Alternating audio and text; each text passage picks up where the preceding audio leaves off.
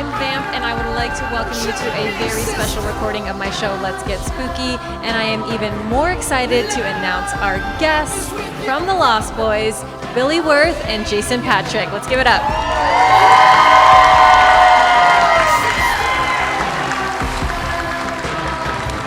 Hello, welcome. The world's biggest couch. I was like, I feel them on the stage, but I don't see them. And your mic should be on right there. Welcome, guys. How you doing? All right. Yay. We're so happy to have you. I can't believe it. Yay. It's amazing. So we have a lot of fun in store. We're going to hang out. We're going to chat all things spooky. We are going to open it up to a Q&A for the last 15 minutes of the panel. So if you have questions, get those prepared, and you can head up to the mic. We'll let you know when the time for that is happening. And I also have a little surprise for you. I told you about this yesterday, but I didn't tell Billy. I do a little segment on my show. It's called What's in the Coffin. And I normally have this really cool wood coffin that I made, but I couldn't bring that on the plane. So I got a coffin dog bed, and I made a makeshift thing. So we're going to have a little fun later. So I hope you guys are ready for that. He said, uh-oh. Yeah. It's going to be fine. It'll be fine. So when I have a new guest on the show, I like to start it off with a little trip down memory lane. We want to get to know you guys a little bit better. We'll talk Lost Boys stuff a little bit later. But we're going to start off with, what was your very first horror flick, and how old were you? Because I feel like this tells us a lot about a person. Go ahead, Jason. Well, Billy's a lot older than me, so maybe. Yeah, okay. You know, first horror film, you know, I gotta admit, I love the Lost Boys. I love being in it, part of this whole thing, this journey that's lasted forever and keeps going. I was in another film called Body Snatchers, and that's a horror film, and I've seen that, and I love that film, and I'm proud of it, you know. But I'm not like I think my first horror film that I probably blocked out was like The Exorcist, and it scared me to death as a little kid, and it was just too freaky. So I've sort of stayed away from horror. Like I'm not as, I'm not a horror, exceptional horror cinephile or whatever. But so I guess the first one was probably The Exorcist, and then I didn't really see too many after that. That was mine too, and it was, I think it was 8. Yeah. Way too young, terrified. Yeah. But for me, it ignited that kind of spark where I was like, I want to be scared a little bit more. But yeah, it was brutally scary for a child. Yeah. Yeah, I mean, some of you know that my dad's in The Exorcist. He plays Father Karras. So. The best. The best. But I'll give you a little story. It's not really a horror movie story because I didn't like them either. But I went to go visit him on the set, and they were filming in New York at the time. And I guess I got off school and went into some sort of green room in a studio in New York. And there was a big chest of ice and sodas. And that's a big thing when you're a kid, free soda. Yes. So I remember going there, and then as I turned, there was Reagan, full makeup. Full makeup. How old were you? Do you remember? 7. 7. Oh. And in the nightgown and the hair and all that, also getting a Coke, which I then dropped mine right back in. You didn't even want it? You're like, no. No. If she drinks her it, I don't her want hand that. was in that water? No. Oh. And I remember, because we were young, that I'm asking my dad after, what was the deal with that? Because the makeup looked so good, that takes makeup even up close.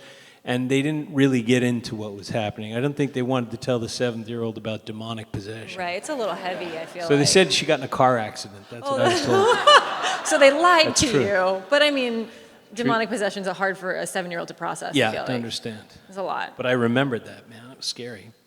So no horror movies, though? You're like, nah. I think one of the first I saw was on like the $1 Million Movie, one of those Brides of Frankenstein. Oh, okay. No, Brides of Dracula. And when I was a kid in the old candy stores or comic book stores, they had these really sexy sort of vampire type women comics that looked very similar to the young lady sitting right next to me. And I really liked them, but it was absolutely terrifying. So I was never a It never hooked horror- you. Well, not the horror part. Some other parts. The other parts hooked you, but not the scary parts. I wasn't into the movies, but I do remember the Monsters, Eddie Munster, and that is a TV series I remember liking. Yeah, it's fun, and I think something like that was like a lighthearted way to get people into it. It wasn't Reagan with the blood, in the pea soup vomit. That's a lot for a little kid. So you guys weren't into horror movies, but were you into Halloween? Oh yeah. Oh yeah. Okay. So do you remember what is your very first like vivid Halloween memory where you're like, this is my jam?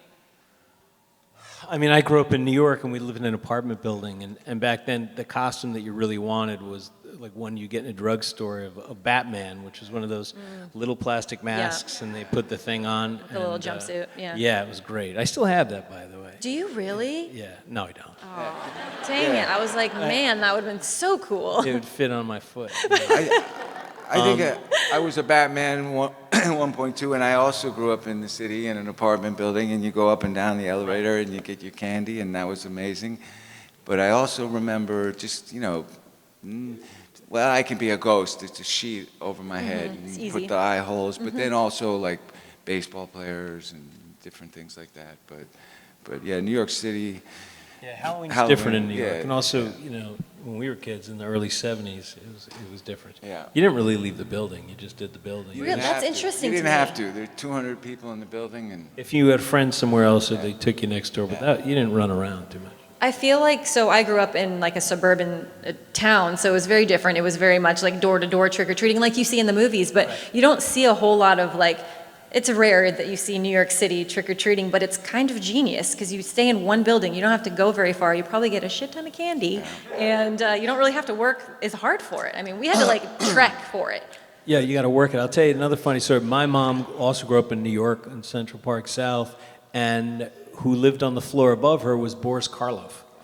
What? Yeah. So and what she remembers is Halloween, and they were all terrified to go trick or treating. Oh my goodness. But of course, that's he'd so open the door, great. and he was just a perfect English gentleman, basically in an ascot. Right.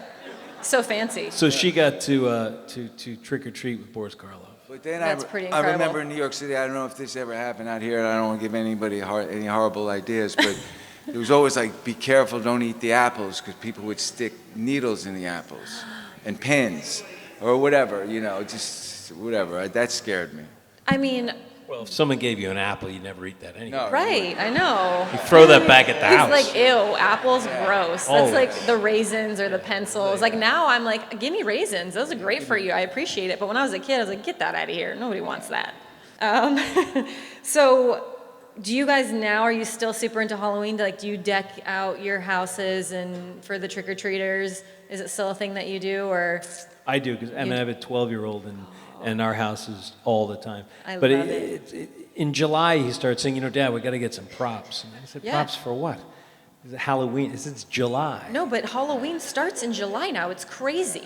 We have things everywhere. 'Cause Go he to likes Home it. Depot now, it's Christmas decorations. We're like, we haven't even passed the 31st yet. Like, slow down, folks. So, Billy, what about you? Are you, I've the gone Halloween out, decor? I've gone out, dressed up, had some fun, out in L.A., and a friend of mine, Rich Carell, he has a very big collection of memorabilia from all movies, and he holds a big thing outside, and he has, all the costumes and the figures that he's collected over the years, and the kids come, and it's a great block party.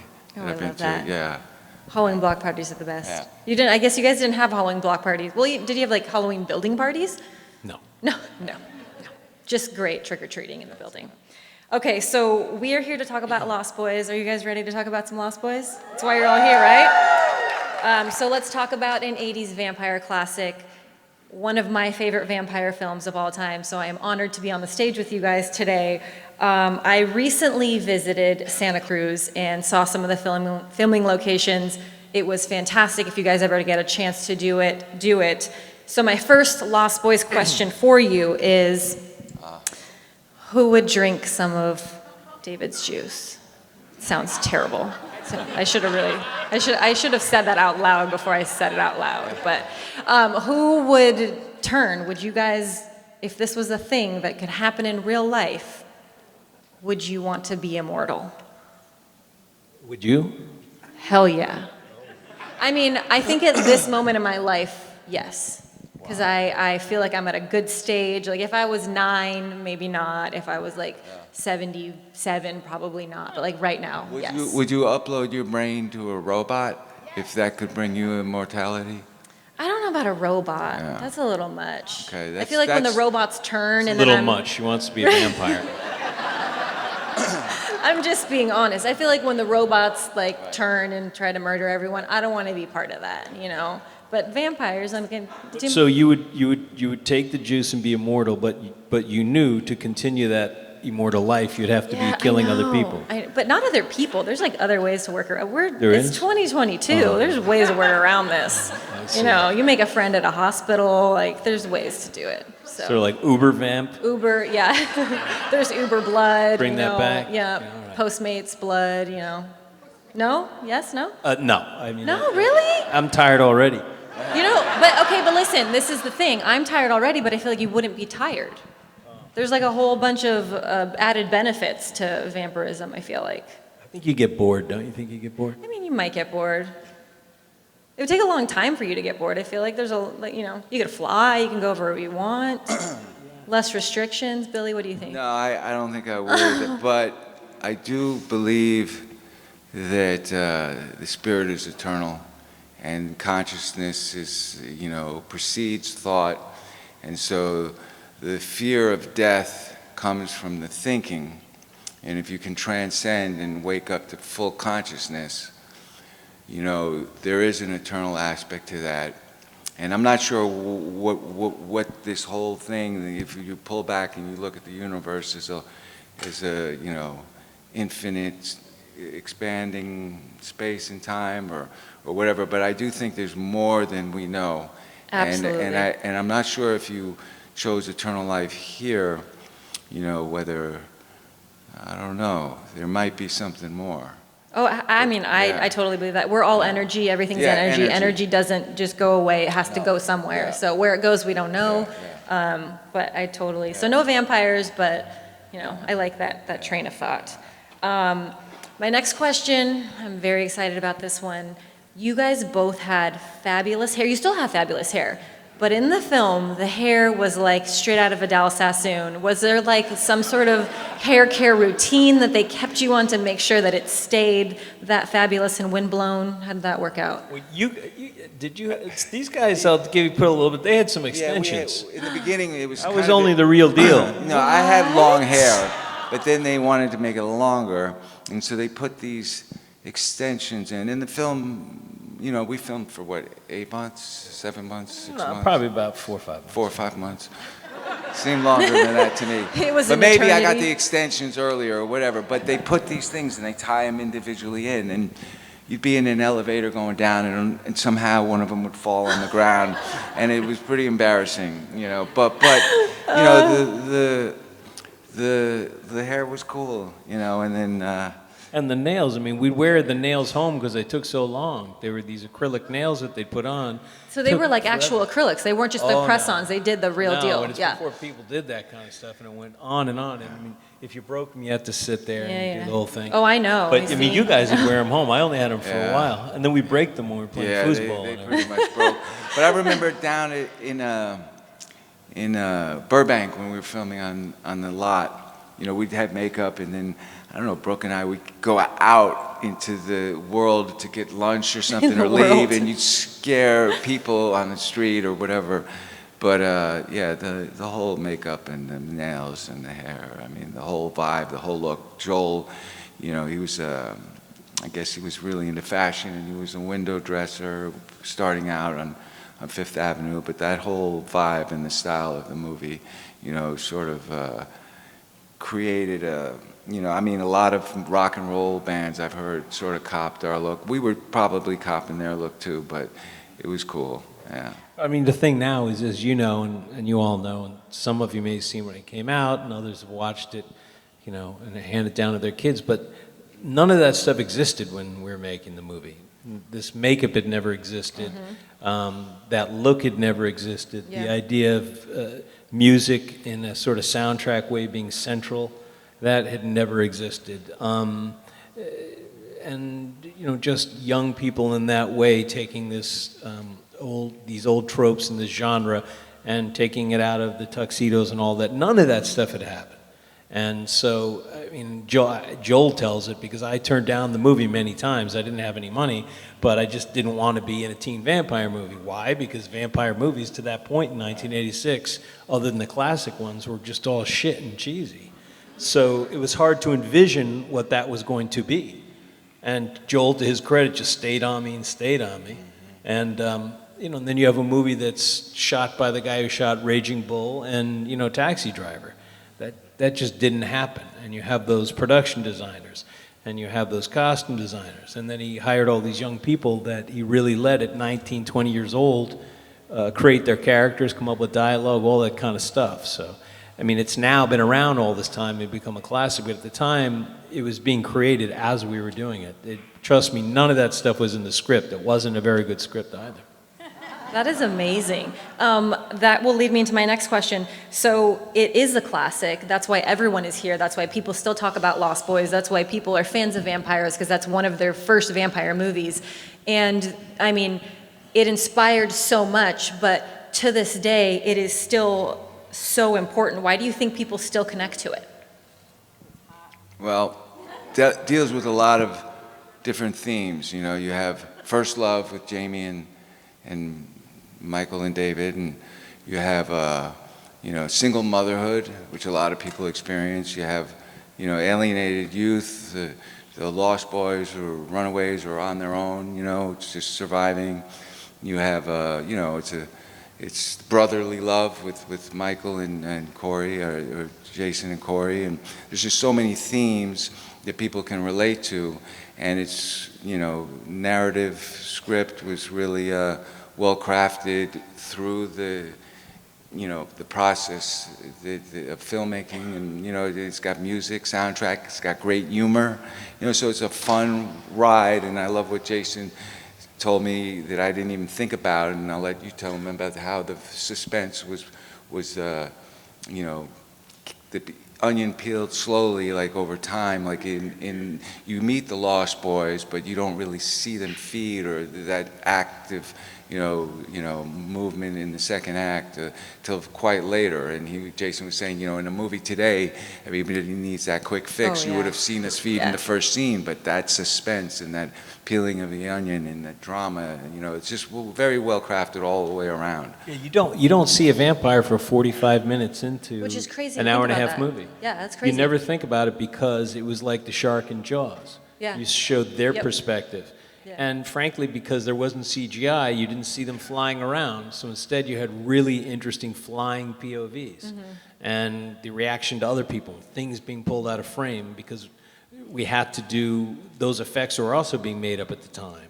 And that really does lend itself to you create these characters, as Billy was saying, this family, these guys a little bit, and then they reveal themselves. So you're already in at that point. And so instead of it just being, a simplistic sort of horror plot, there's this family and there's these people, and then it gets revealed. And I think that's why it lasts so long. And a lot of good actors they got in there. Great actors, Diane Weiss, Ed Herman, Jason, Kiefer. I mean, just incredible talent all the way around. And the Frog Brothers too. I mean, that comic relief. Oh, it's so funny. When you have this fear and this energy, like when we first fed at the beach, attacking those surf Nazis. But then that gets everybody jacked up. But then, boom, that if it was like that all the time, you just it'd be too much. But then it's the deflation of that anxiety and stress through the humor. Corey Haim singing in the bathtub when he's about to get it or whatever. All of it. I mean, it's just pretty amazing. It's a classic. It will forever be a classic. So my next question. So on Let's Get Spooky, it's all about spooky things. I'm a believer in the paranormal, and I have to ask, doing what you do you guys believe in the paranormal? Have you seen anything that would make you a believer? There's definitely a collective conscious, a different spiritual world beyond us. It just doesn't make sense. We couldn't be here by accident, in my opinion. It's just too individual, and No. So I think that paranormal or those energies you're talking about present themselves to different people in ways that they could see them or their fears manifest. Yeah. So I'm sure that that stuff is around, Yeah. you know. Yeah. No, I believe that there's, energies, there's spirits, maybe multiple dimensions, maybe the model of the universe is a holographic sort of, model that Carl Prebaum and David Bohm, proteges of Einstein, sort of came up with many years ago. Now the physicists and the scientists are breaking it down to going past Einsteinian theory and past quantum, and they've even broken it down to that the time-space continuum is also not what we think it is. I mean, I was watching, I forgot the guy's name, I was watching a Lex Friedman podcast, and they had a guy on it, and they just keep going deeper and deeper into science, which relates also to spirituality, consciousness, God, whatever you want to label it. But so I do think that there's more than we could possibly comprehend with our little biocomputers. Yes, for sure. But when you go past the analytical mind, you can get a glimpse and an experience of the entry point into the infinite, which is the now. It's not, because if you're in the now, in the present moment, and you find peace, it opens it up, That's like, whatever. It's getting real deep. Yeah, deep. So, your travels and your work have taken you all over. Have you ever been on like haunted location or anything where anything has happened that you've seen with your own two eyes, or anyone on your crew has experienced? I don't. No. I mean, you're saying You blocked it from your mind.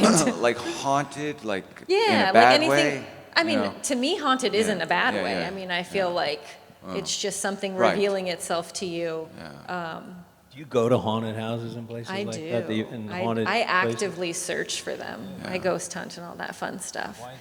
I'm fascinated by the idea that there's more than us. And there's so many people that have stories. I've had like little tiny experiences, nothing physical like gotten on camera. But I'm just so fascinated by it. And I want to be the vessel that something can communicate through if it needs to. So, and I am just always searching for that. Yeah.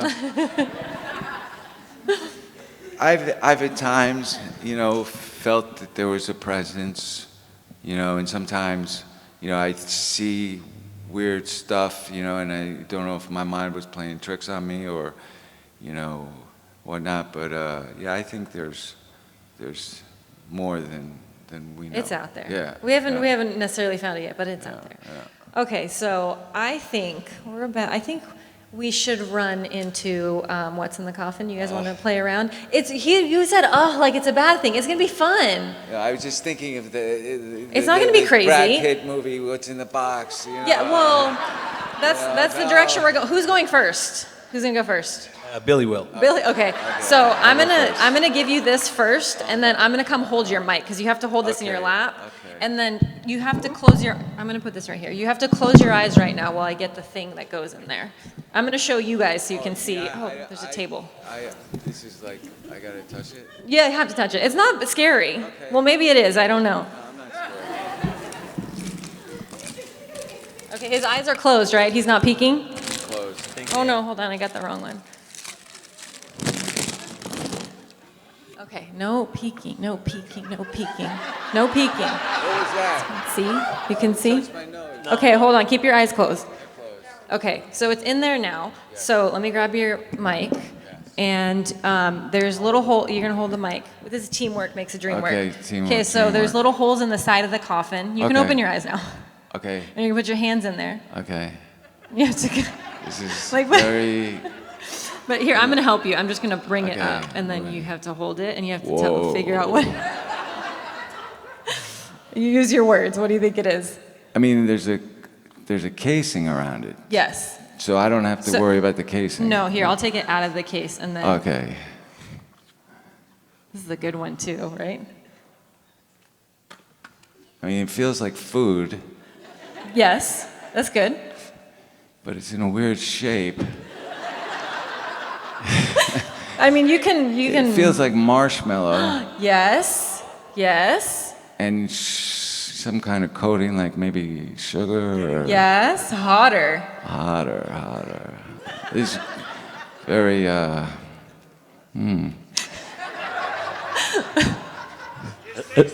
think Billy needs a little time alone. Wait. All right.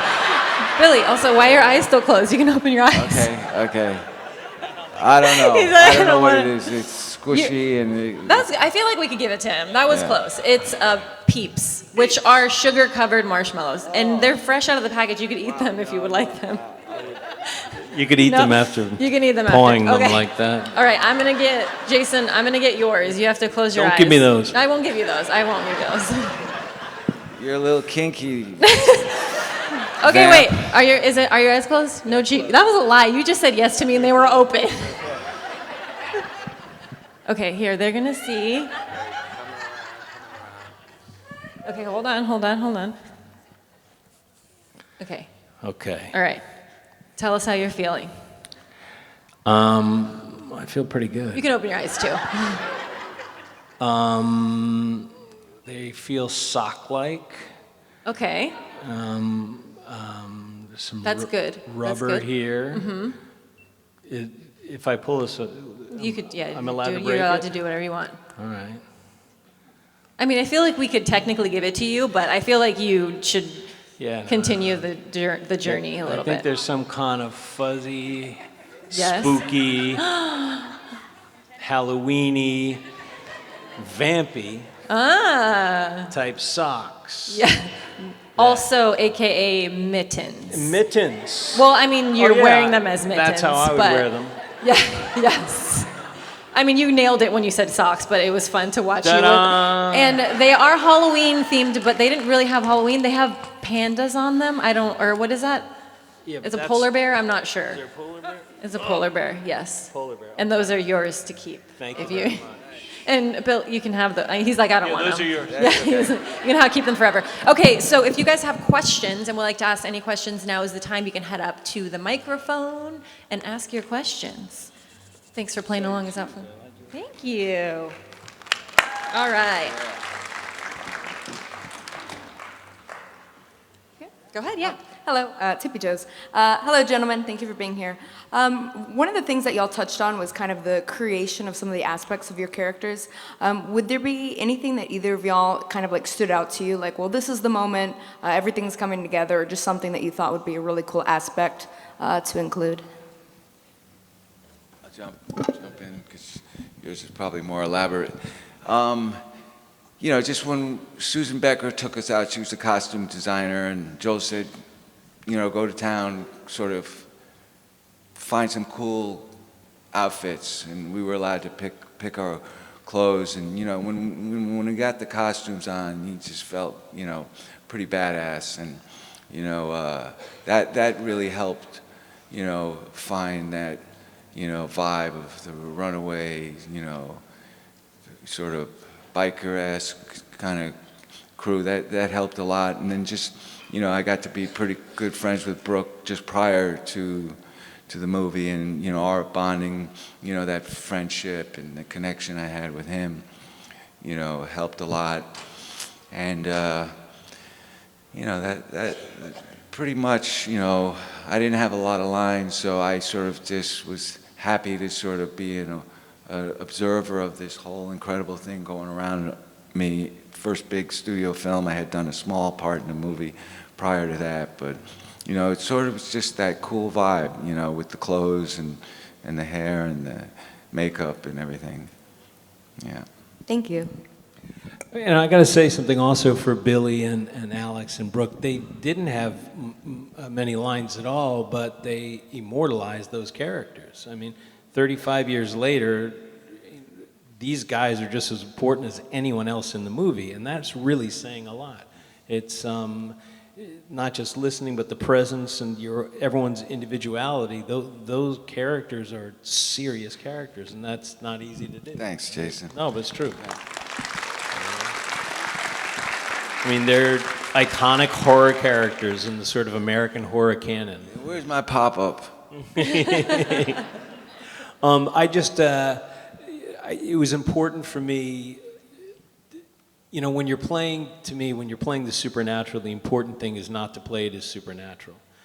One of my pet peeves in movies is everybody in movies these days acts like they're in a movie. And the reason The Exorcist is a great movie is Father Karras doesn't believe that this is the devil. And the mother doesn't believe that's the devil. She only gets a priest. She would do anything to save her child. They're not playing into the supernatural element. Because in nature, we'd be looking for any real reason. We don't buy this because it's in a movie. And then when the people turn and there's no other option but whoa, that's when it really gets you. And so my whole thing was telling Joel, I have a brother, we moved to this place, I don't want to go to school anymore, I don't want to be the man of the family. And then, you know, he meets this girl that's sexy and these people. And even drinking that blood, I just made a drug analogy, that whatever was in that was cool, put you in with everyone else, and it was very addictive. And then pulling, and even wanting to feed and kill and all that was an addiction thing that you tried to fight, and then let it manifest itself. But I just wanted to keep, this is your brother, and I think that's the backbone of that movie in a way. And then so everything else is just sort of coming together, because if that character, Michael, isn't sort of the realistic bedrock, none of it works. Yeah. These guys are sexy and scary, the Frog Brothers are funny, Corey's all over the place, but someone has to be sort of looking at the craziness and absurdity of what's happening and trying to hold something on. So that's what I tried to do. That was a great question. Thank you. Thank you so much. Hi, thank you for doing this. Real quick question, Joel Schumacher, who's no longer with us, brilliant director, you know, launched many careers. Lots of things been said about him. How was he on the set as a director? Was he, it will be this way, I want this, because he was, I believe, a fashion designer before he became a film director. How was he to work with? Was it a give and take, or was it more Stanley Kubrick, take after take after take? No, much more give and take. I mean, I think I would say that my relationship was more fraught with him than the other boys. Because, as I said, I always had a sort of reticence about it. And he also told me that I would never have to wear fangs or makeup or fly. Lies. Yeah. And we're so glad you did all of those things. So, but no, as I said, as a 19-year-old with nothing, you know, to be in a studio movie where the director is letting you, you know, write your dialogue or give your ideas about where the scene can go, or that was incredibly rare 35 years ago. I mean, let alone now, because that was just the beginning of young people starring in movies. You know, until that sort of John Hughes revolution, kids were small parts. And all of a sudden it flipped in 2 years where adults were playing the supporting parts and the majority of films were young. And this happened to be one of them. It just wasn't a John Hughes movie. It was just sort of darker that way. And so I think what Joel did is he hired people that he wanted and he used the best out of them. He was direct about a lot of things, but he hired you because he wanted you to bring something to it. Yeah, no, Joel was great. I mean, I just remember a couple of things. You know, one, you know, I was still new to acting. I'd taken some courses in college and failed those because I was too scared to put up a scene in class. But it was my first exposure to acting. And then I met Joel in an audition in New York. He said, "You're going to be featured in this movie. You're not going to have a lot of lines," because I had read for David's role. That was what we were all auditioning for. But then in LA, he just said, you know, just let the camera find you. You know, don't, you know, just don't worry about it. So I just, you know, that was simple direction, but just was able to interact with everything else. And I was able to block out the camera, because if you think about the camera, you get nervous, scared, and, you know, it was new to me. So I was just able to listen, react to what was going around me, and just trust that they're going to catch me on film, you know. And then, as far as, you know, we were kind of wild back then, a little older than Jason. Me and Brooke, you know, we were 24 years old, and Joel would bring us in to the set, even on days we weren't working, just to hang around. He kept us on a short leash, so, because he knew we'd get into trouble some other way. But you know, Joel was cool, and it's just, you know, a lot of gratitude for this whole thing. Yeah, the whole movie really is a testament to Joel Schumacher in its whole largesse. All the great people in it. He hired them, he saw it, and he made it happen. Thank you, guys. Thank you. Hi, I wanted to thank you for the movie, and it seems that family is the central aspect of the movie. It's not a vampire movie, it's a family movie that just happens to have vampires, whether that's the nice family unit or the vampire family unit. And it really resonated for me. I was about that age. And you were mentioning earlier that you were making up the movie as it went along in many respects. Separate from the family aspect, what were some of your favorite ad-libbed lines? For me, of course, I'm going to have to go with Corey, goddamn blood-sucking vampires. Or goddamn blood-sucking Brady Bunch. So, what rings out to you as very in the moment that you came up with on the fly that made it to print that you're better for it than the movie was better for it for doing it that way? You know, I didn't have a lot of lines, and I'm not sure, but I kind of remember that I may have come up with the line, but I can't be sure. But I think Be sure. I think Yeah, I yes, you think did. I Take said credit. you Take miss credit. sucker. I think I came up with that, but I don't really remember. But I don't know if it was in the We're script. saying you did come up with it. Is it This in the is script? I heard Billy I- came up with that. I heard. So that's what I heard. Okay, but you know, it's a classic line, and so is "Death by Stereo," and that I think I don't know if Corey came up with that. That's brilliant, you know. But I was happy not to have a lot of lines actually, because I just it was this whole thing was new to me in a lot of ways, and I felt a lot of pressure. I mean, one time I told the story before. When we're jumping off the bridge. I think Joel said, you got to do something. And I'm like, well, do something? What do you mean? How you just you're exiting the frame. And at that moment, it was like, I didn't know what to do, and at the last second, I just went boom, boom. And for me, that was like, wow, I did it, But had I jumped off, and I was talking to someone today, had I jumped off, and done nothing, if I had committed to that would have been cool, because I just jumped off cool. Yeah, you're like, I but don't I need to was do thinking anything. in my head, I got to do something, and it was so much pressure. But at the last second, right before, I just went boom. But whatever. Yeah. Jason, anything ring out for you? I mean, just a lot of stuff. Because I don't think my dialogue was very good in it. So I worked with Joel. I remember people asked me to sign things on their things. I think when we're going into their cave with the Frog Brothers and Michael's sort of very tired because of the sun and all that. I think I said that to Corey about this isn't a comic book. These guys are brutal killers. I think I just threw that in there. And stuff with Kiefer. I think after the bike thing when he crashed, and I just point to him and say, just you, because that's from my youth too. When there was 4 or 5 guys, I always try to pick one of them. If I hit him hard enough, then maybe I'm out of it. So that and all the physical stuff with Corey. I spent a lot of time with Corey before we were filming because I felt that I don't want to be in movies where everyone keeps calling each other bro or brother. You want to believe they're brothers. So there's a lot of physicality with them. You just know these two grew up together. So Corey would, I'd take him to the pier. I'd play wiffle ball with him. Spend, those couple months before we started filming. And then filming, that dynamic really stayed. I really was the sort of big brother that kept him in line, made him go to school when he had to go to school, made sure that he's paying attention and all that stuff. So. Yeah, this movie wouldn't have worked without their connection, and it is the anchor to what we see the film through.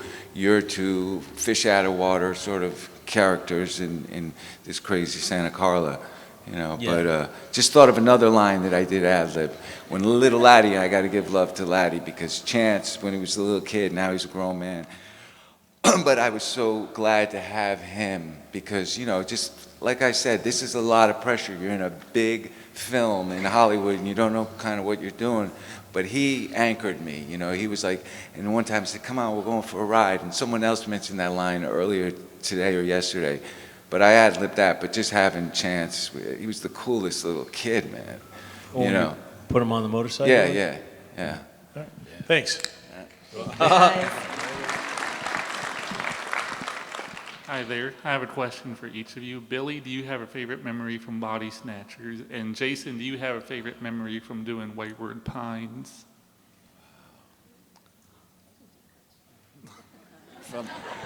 No, I'm just, my mind's thinking. I mean, I have a lot of memories from Body Snatchers.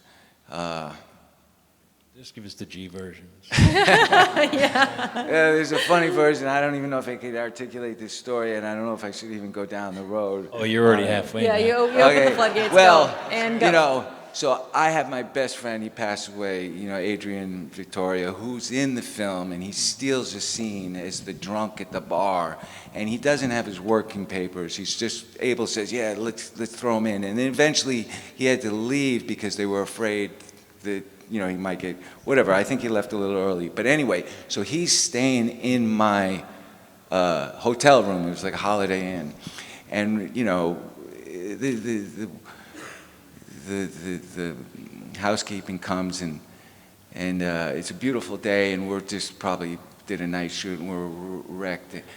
And she had this southern accent. She comes, we open the door like, no, we don't need the room cleaned. She goes, well, I thought it was such a nice day. You'd be out riding around with your man,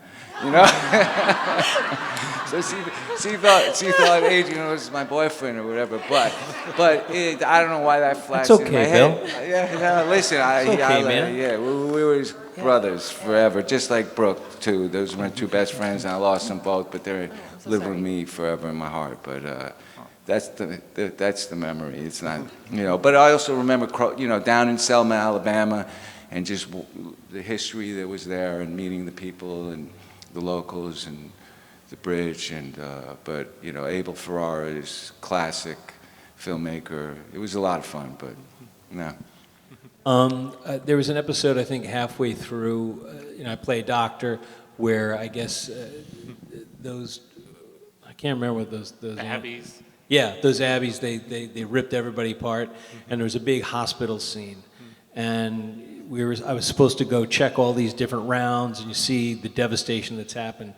And I convinced the producer and everyone, I said, let's try to do this in one shot. I mean, it was very complicated. Now, part of it was I didn't want to do a million setups because it's really incredibly boring to do that. But it was very complicated because it's a one-shot involving, maybe 26 people, and then, actual mini surgeries, blah, blah, blah, blah, blah. But we managed to do that, and that was exciting to do something like that. If you could, I hadn't done television before, and so I figured let's try to do something maybe you do in a movie, and we did that. That was fun. Okay, cool. Thank you all. Awesome, thank you. So we have a couple more minutes, right? We're going to try to get through these last couple questions. Thank you. Question for you both.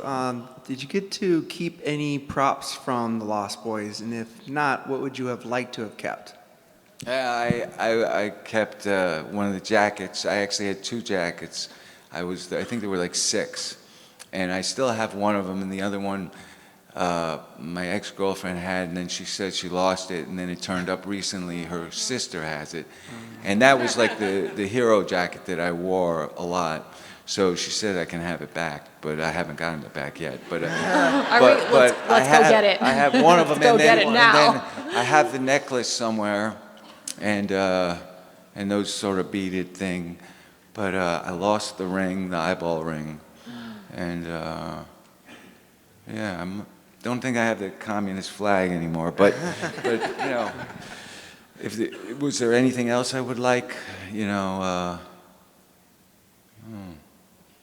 I'm pretty happy with the jacket. Yeah, I kept the leather jacket and those sunglasses because they made those sunglasses for me. Oh, really? Wow. Yep, but I gave them away. I just didn't think anything of it. I mean, literally a friend or something was cold one night. Maybe it's in the 90s. Well, you could put this on, and that never came back.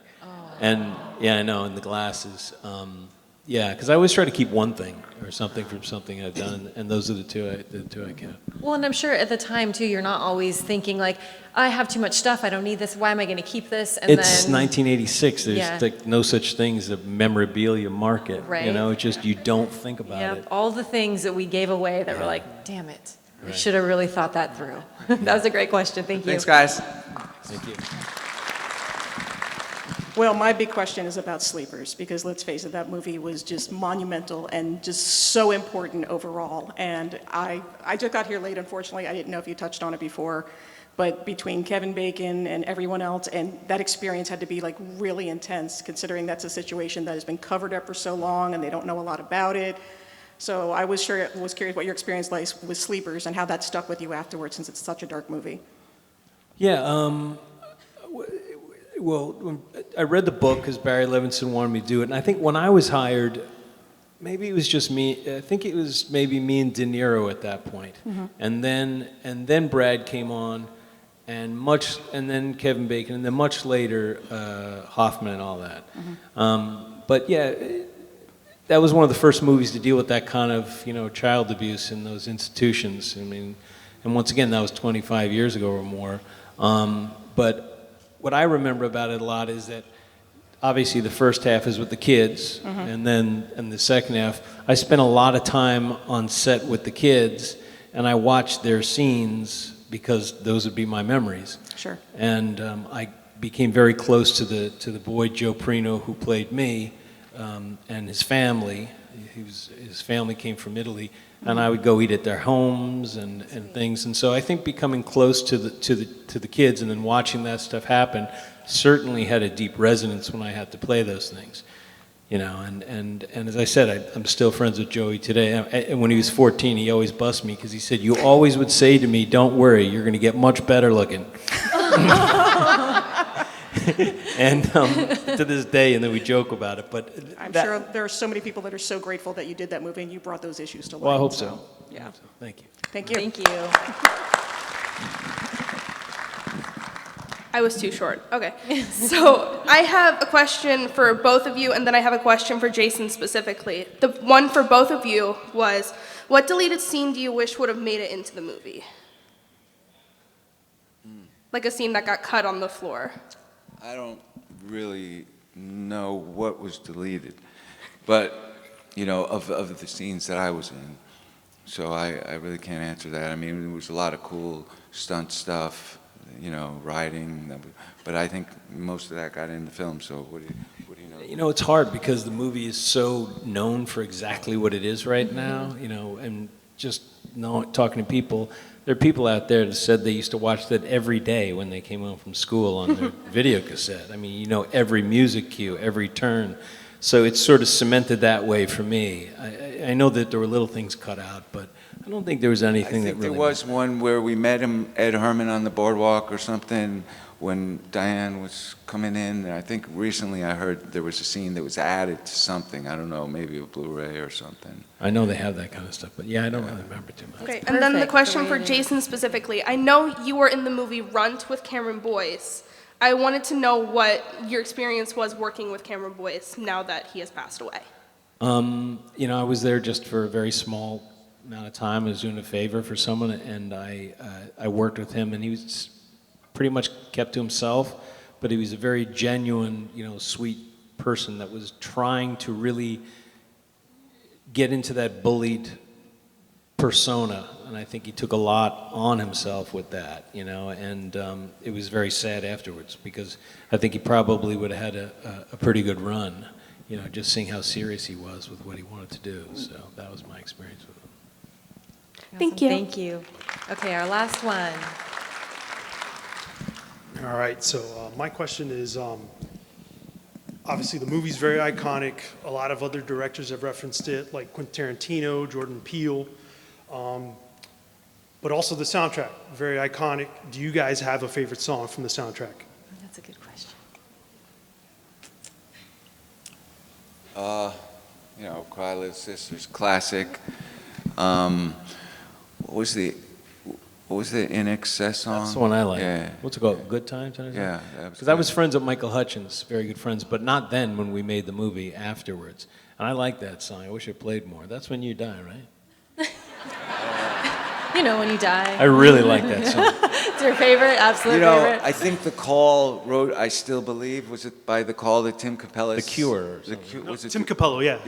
Tim Capello. But he sang it, but I think it was originally written by The Call, unless they covered that also. I don't know, but that's a pretty cool song. But Echo and the Bunnymen doing People Are Strange is great. And Oh, I'll tell you that is another great, one yeah. that people never hear, and for some reason was on the radio the other day, maybe because it's Halloween, is Roger Daltrey's cover of Don't Let the Sun Go Down on Me is really good. And plays at the end of the movie, but I don't even really remember hearing Is that it. a But, George Harrison song? Elton John. Elton John. Oh, yeah, that's right. Yeah, so I think that's, yeah, and I'm sure you all had the cassette, and people play back over and over. But again, as I said before, the music it continues with the look of it and the fashion, it all is just seamlessly intertwined and created its own thing that, laid the groundwork for things to come. And I don't think really has been equaled in that sense. What's your favorite song? I can't choose. There's so many good ones. Depends on the day. Yeah. And by the way, Billy, big fan. Loved you in Body Snatchers, and Jason, obviously loved you in Narc. Loved you in Rush.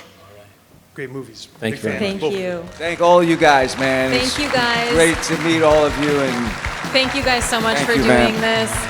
You guys can catch this episode on letsgetspooky.com. Let's give one more big round of applause for Jason and Billy.